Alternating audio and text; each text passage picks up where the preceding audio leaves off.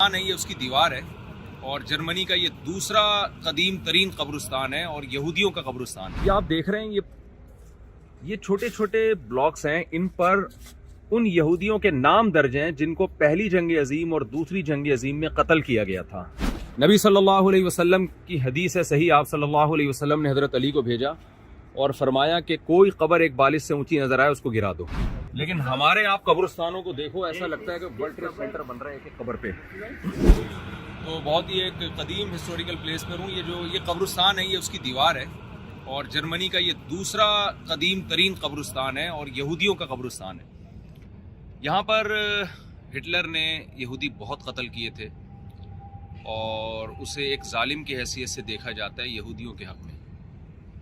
जब पहली जंग अजीम ख़त्म हुई है तकरीबन 1918 के लगभग में, तो जर्मनी को फ्रांस और ब्रिटिश ने बहुत ज़्यादा नुकसान पहुंचाया था उस जंग अजीम में और जर्मनी बहुत ही बदहाली का शिकार हो गया था। यहाँ तक कहा जाता है कि लकड़ियों की जगह ना लोगों ने करेंसी को जलाना शुरू कर दिया था। करेंसी इतनी डीवैल्यू हो गई थी, बोरे भर के लेके जाते थे प्याज टमाटर खरीदने के लिए। ये जो हिटलर है, इसने ठानी थी कि मैं अपनी कौम के लिए लड़ूंगा और इंतकाम लूँगा। सियासी सतह पे से पहले इसने बगावत की कोशिश की, बगावत में ये नाकाम हुआ, इसको 9 महीने की जेल हुई। उस जेल में इसने एक किताब लिखी, तो इसकी मशहूर किताब है और उस किताब में उसने ये साबित किया कि ये साबित करने की कोशिश की कि जर्मन दुनिया की बेहतरीन कौम है।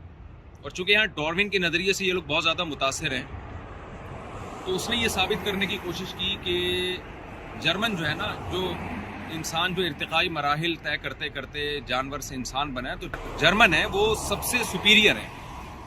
लिहाजा उसका ये कॉन्सेप्ट था कि दुनिया पे हुकूमत करने का हक जर्मन को है। खैर बगावत नाकाम हुई, उसकी वो किताब भी बहुत ज़्यादा नहीं फैली। बाद में खैर वो किताब तो बहुत ज़्यादा छपी। कहा जाता है कि शायद अभी 2011 या 16 में भी दोबारा उस किताब को छापा गया और लोगों ने पढ़ा उसको। लेकिन उसने जर्मन कौम को कौमी सतह पे सुपीरियर बनाने की कोशिश और अज़म किया उसने। फिर इलेक्शन में आया, वो इलेक्शन में हारता रहा, कामयाबी उसका मुकद्दर थी। बिल आखिर वो एक ज़बरदस्त हाकिम बन गया अपनी कोशिशों से। प्रोपेगेंडा भी उसने किया कौम को उठाने के लिए, अपने मुखालिफ लोगों पे बहुत जुल्म किया। जो उसकी मुखालफत में उठता था, एक डिक्टेटर बन के उसने सबको कत्ल करना शुरू कर दिया। अपनी किताब में भी उसने यहूदियों के ख़िलाफ़ नफ़रत का माहौल पैदा किया और उसकी तहरीक का एक हिस्सा थी कि दुनिया से ज्यूज़ को ख़त्म करना है। और उसके बाद उसने ज्यूज़ पे बहुत ज़्यादा जुल्म करना शुरू किया। यहाँ एक जगह है, अगर हमें मौका मिला हम वहाँ जाएंगे। एक बहुत बड़ा देगचा है, देगड़ा जिसको यहाँ हमारे पंजाबी लोग जो है ना देगड़ा कहते हैं, जो बहुत बड़ा देग था जिसमें जिंदा यहूदियों को लाके खोलते हुए की कढ़ाई में डाला जाता था। वो अभी भी मौजूद है, वो हिस्टोरिकल प्लेसेस में आती है वो चीज़ें। ये सब यहाँ इन लोगों ने महफूज कर दी। हिटलर उठा और उसने फ्रांस पे कब्ज़ा किया, यूरोप के बहुत सारे कंट्रीज़ पे कब्ज़ा किया, लाखों लोगों को लुक़्मा अजल बनाया उसने। जब वो बरतानिया के करीब पहुंचा है लड़ाई के लिए, तो ब्रिटिश के से उसको फ़तह नहीं मिल सकी और उसने फिर इरादा किया रशिया पे चढ़ाई करने का। उसके लोग ये कहा करते थे कि हम 1000 साल दुनिया पे हुकूमत करेंगे। उसके लोगों में इताअत बहुत थी अपने लीडर की। जब ये रशिया की तरफ गया है तो वहाँ शदीद सर्दी की वजह से मुअर्रिखीन कहते हैं कि उसको रशिया की फौज को वो शिकस्त नहीं दे सका और वहाँ से जो उसने यू टर्न लिया है, तो फिर ऐसा यू टर्न लिया है कि वो वापस जर्मनी आया है। और तो मशहूर बात मुअर्रिखीन अक्सर उसके बारे में ज़िक्र करते हैं कि उसने अपनी महबूबा के साथ बंद कमरे में जाके खुदकुशी की और उसकी लाश को या तो रशियन उठा के ले गए या जला दिया गया, वल्लाहु आलम। ये बहुत ही मुख्तसर सी मैंने आपके सामने खाका बयान किया है। आप ज़ाहिर है इस पर तो बहुत किताबें लिखी गई हैं, पूरी फिल्में बनाई गई हैं, लोगों को शायद मुझसे ज़्यादा इस बारे में मालूमात हो। ये मैंने थोड़ा सा खाका हिटलर का आपके सामने पेश किया है। और उसके बाद फिर दोबारा जर्मनी के हालात बहुत ख़राब हुए। यहाँ के मकामी लोग बताते हैं, जो बूढ़ों से सुनते हैं, कि एक आलू ख़रीदने के लोगों के पास पैसे नहीं होते थे और सारा दिन एक आलू पे गुजारा किया करते थे यहाँ के लोग। हिटलर जो था वो दूसरी जंग अजीम की बुनियाद बना था। और मैंने علامہ اقبال کے ولاگ میں یہ بات بتائی ہے کہ علامہ اقبال جرمنی کے حالات دیکھ کے پہلے یہ پیشگوئی کر چکے تھے کہ دنیا دوسری جنگ عظیم کی طرف جا رہی ہے. تو ہٹلر یہ دوسری جنگ عظیم کا ذریعہ بنا, بہت دنیا میں تباہی ہوئی, لاکھوں لوگ لقمہ اجل بنے, بہت سے ڈپریشن میں پاگل ہو گئے, بہت سے فوجی پاگل ہو گئے, جیلوں میں بڑا ظلم ہوا, اور خاص طور پر اس نے یہودیوں کو بے تحاشا قتل کیا. پھر جب جرمنی میں بدحالی آئی ہے جنگ میں شکست کے بعد, تو اس قوم, یعنی آپ اندازہ لگائیں 1957 یا 50s کے آس پاس پاکستان نے جرمنی کو قرضہ دیا تھا. یعنی یہاں یا تو ہمارے حالات بہت اچھے تھے یا جرمنی کے حالات بہت خراب تھے. بہرحال لیکن اس قوم نے متحد ہو کر یہ فیصلہ کیا کہ اب ہم جنگ و جدال میں, لڑائی جھگڑوں میں اپنا ٹائم ویسٹ کرنے کے بجائے متحد ہو کر اپنی سوسائٹی کو اور اپنے کنٹری کو ہم فوکس کریں گے, اور اکنامکلی ہم اپنے کنٹری کو مضبوط کریں گے. قوم متحد ہوئی اور آج اس کے ہم اپنی آنکھوں سے دیکھ رہے ہیں جرمنی کتنا اسٹیبل ہے. لیکن جیوز کے ساتھ چونکہ یہاں بہت زیادہ انہی کے بقول زیادتی کی گئی ہے, تو اب جیوز کو یہ لوگ الگ سے کچھ پروٹوکول دیتے ہیں, ٹیکس وغیرہ میں ان کے لیے معافی ہے. یہاں آپ کو یہودیوں کی ایک عجیب تاریخ نظر آئے گی. آپ یہ قبرستان دیکھ کے حیران ہو جائیں گے. اس میں یہ جو تختیاں میں دکھاتا ہوں لوگوں کو, یہ آپ دیکھ رہے ہیں, یہ چھوٹے چھوٹے بلاکس ہیں, ان پر ان یہودیوں کے نام درج ہیں جن کو پہلی جنگ عظیم اور دوسری جنگ عظیم میں قتل کیا گیا تھا. یہ قبرستان ہے اس دیوار کے پیچھے. اگر ہمیں پرمیشن مل گئی تو, ہمارے پاس ٹائم بہت تھوڑا ہے, ہم نے بہت ساری جگہوں پہ جانا ہے, تو میرا ارادہ دوبارہ یورپ کا چکر لگا کے نا بہت ہی تسلی سے انشاءاللہ ہم یہاں کے ہسٹوریکل پلیسز پہ جائیں گے. اور یہاں بہت ساری جگہیں ہیں جہاں ہٹلر کھڑے ہو کر خطاب کیا کرتا تھا. ان لوگوں نے اپنے عجائب گھر, اپنے میوزیم کو محفوظ کیا, ان عمارتوں کو محفوظ کیا ہے جس کا بھی ہسٹری سے کوئی گہرا تعلق ہے. تو جیوز کی خاص یہاں پر ایک ہسٹری ہے. یہاں بہت زیادہ یہودی تھے. آپ یہ دیکھیں, یہ ان لوگوں نے کیا کیا, جس کو بھی قتل کیا گیا ہے نا, اور پہلی جنگ عظیم میں یا ہٹلر نے جن کو مارا ہے, جن کی قبریں یہاں پر, ان سب کے ناموں کی تختیاں یہ چھوٹی چھوٹی, یہ وہاں تک آپ دیکھیں, یہ دیکھیں ان کی ڈیٹ آف برتھ اور ڈیٹ آف ڈیتھ جو ہے نا وہ یہاں درج ہوئی ہے سب کے نام کے ساتھ. یہ بہت لمبا قبرستان ہے اور پوری دیواروں پر ان کے نام درج ہیں. میں ایک آپ کو بتاتا ہوں. یہ 1924 میں, اور یہ جناب آپ دیکھ سکتے ہیں 1872. اچھا یار, یہ تو زبردست ہو گیا. یہ بڑی لمبی دیوار ہے قبرستان کی, اور سب کے نام اس پہ درج ہیں. کلومیٹر ہے کوئی آپ کے لیے اسپیشلی شیڈ ہٹوایا ارے واہ واہ واہ واہ, کہ آپ کو ان سے ریکویسٹ کر کے شیڈ ہٹائیں.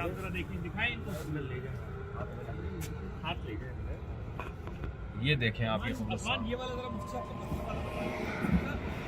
اچھا, اس قبرستان پہ بھی فضائی بمباری کر کے اس قبرستان کو بھی تباہ کرنے کی کوشش کی گئی تھی. یہ سب لوگ یہاں مرے ہیں, یہ سب دفن ہیں. یہ پتھر, یہ ساری قبریں ہیں اصل میں جن کی مسمار ہو گئی ہیں. کیا ہے ہمارے یہاں جیسے پھول پتیاں نہیں ڈالتے, آ کے وزٹ کرتے. ہمارے ہاں اہل بدعت کو عبرت حاصل کرنی چاہیے کہ ان کی قبریں ایک بالش سے اونچی نہیں ہیں, کوئی بڑے بڑے مزار نہیں بنے ہوئے. عیسائیوں کے قبرستان بھی میں نے دیکھے ہیں, مٹی کی سادہ قبریں ہوتی ہیں جو میں نے دیکھے ہیں. واللہ عالم, میں پوری دنیا میں نہیں گیا ہوں, یہودیوں کو بھی. لیکن ہمارے آپ قبرستانوں کو دیکھو, ایسا لگتا ہے کہ ورلڈ ٹریڈ سینٹر بن رہا ہے ایک قبر پہ. نبی صلی اللہ علیہ وسلم کی حدیث ہے صحیح, آپ صلی اللہ علیہ وسلم نے حضرت علی کو بھیجا اور فرمایا کہ کوئی قبر ایک بالش سے اونچی نظر آئے اس کو گرا دو. تو یہ جو قبروں کو پکا کرنا اور بڑی بڑی اس پہ یعنی بہت اونچا لے جانا, یہ صحیح نہیں ہے. اب آپ دیکھیں ان کی قبر پہ صرف ایک تختی ہے اور سادہ قبر ہے, اور یہ قبرستان دیکھو آپ. تو ایسا نہیں ہے کہ ان لوگوں نے پکی کر کے پوری بلڈنگیں بنا دی ہوں. خیر, تو جب فضائی بمباری ہوئی تو اس کے بعد پھر اس جگہ کو محفوظ کیا گیا, اور جو بم سے جو چیزیں جس طرح سے تباہ ہوئی تھی ان کو بھی ایز اٹ از رہنے دیا گیا. آپ ان قبر اس کے اوپر یہ پتھر دیکھ رہے ہیں جو کہ آپ کو نہیں دکھے. اس کا کانسیپٹ یہ ہے, ان لوگوں قبر کے اوپر پتھر ہیں چھوٹے چھوٹے. ہاں, یہ جو سوری, تختیوں کے اوپر تختیاں پلس ادھر آپ کو کوائن دکھے گا.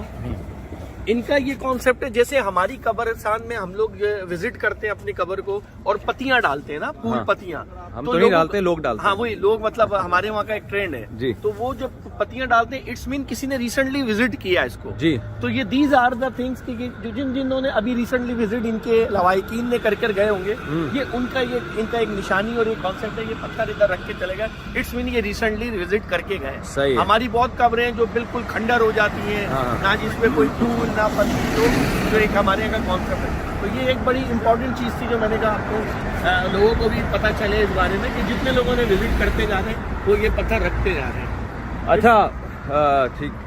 قادر بھائی وہ جو جگہ جو دیگڑا ہے نا وہ صاحب کافی دور ہے یہاں سے, نیکسٹ وزٹ میں انشاءاللہ. ایک ہیریٹیج سائٹ ہے جہاں نا وہ رکھے ہوئے ہیں, جہاں پہلے لوگ رکھے جاتے تھے, جو جیل تھی, جہاں خطابات ہوتے تھے, وہ پوری ایک وہ جیلیں بھی محفوظ ہیں جہاں بڑا ظلم ہوتا تھا جنگی قیدیوں پر, بہت زیادہ ظلم ہوتا تھا. اور مطلب اس کی ایک بہت خطرناک اور مطلب لرزرا دینے والی جو نا وہ کہانی ہے. جی صحیح.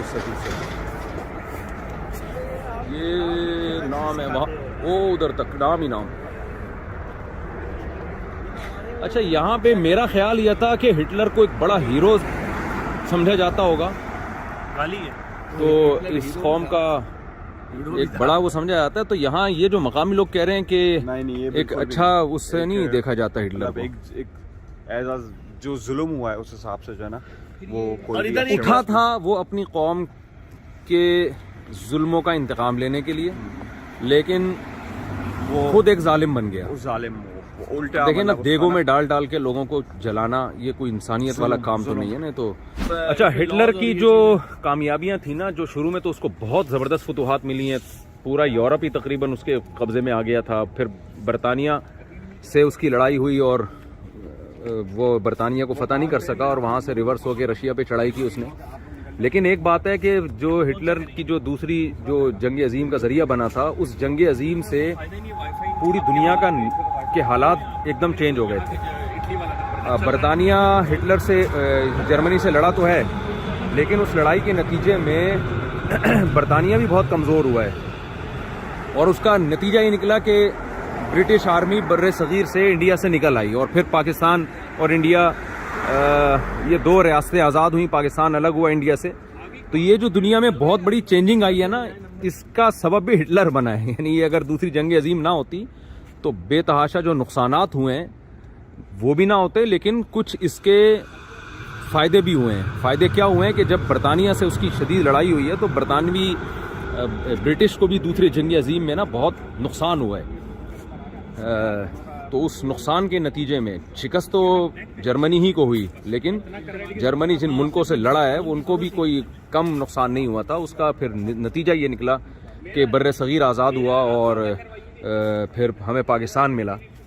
تو ظاہر ہے جب دنیا میں بڑی بڑی جنگیں ہوتی ہیں تو بڑے بڑے واقعات ہوتے ہیں. اب یہ کووڈ ہی کو دیکھ لینا, اب کووڈ سے پہلے کی دنیا اور کووڈ کے بعد کے حالات میں بڑا فرق ہے. تو دنیا میں جب بھی کوئی بڑا واقعہ رونما ہوتا ہے تو اس کے جہاں بہت سارے نقصانات ہوتے ہیں تو کچھ نہ کچھ اس کے جیسے فائدے ہوتے ہیں تو کچھ سائیڈ ایفیکٹ بھی ہوتے ہیں.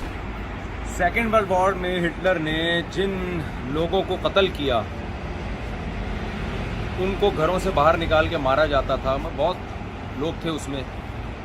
تو یہاں ایک آپ کو فرینکفرٹ میں ایک عجیب چیز نظر آئے گی کہ ان کے گھروں کے باہر تانبے کی پلیٹیں ہیں, اور اس میں ان کی جو ڈیٹ آف ڈیتھ ہے وہ بھی اور ان کا نام بھی وہ چسپاں کیا گیا ہے, تاکہ یہ بھی ایک یادگار رہے کہ کن کن لوگوں پہ یہاں ظلم ہوا تھا, کس کس نام کے لوگوں پہ. یہ میں آپ کو اس کی ایک جھلک دکھاتا ہوں.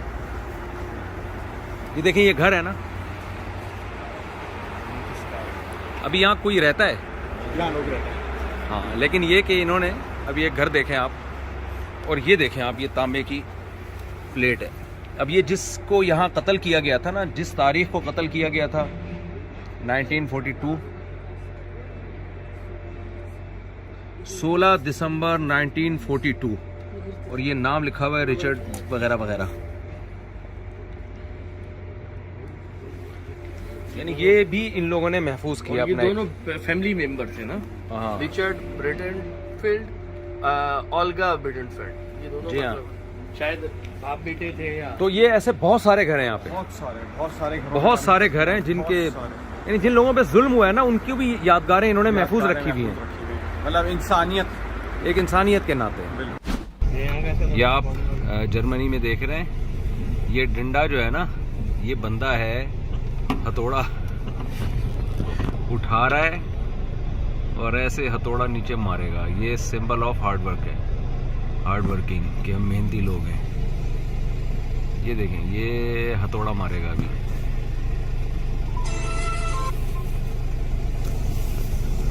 ہمارے یہاں بھی ہتھوڑا مار گروپ آیا تھا نا ایک، خیر ہتھوڑا مارے گا. یہ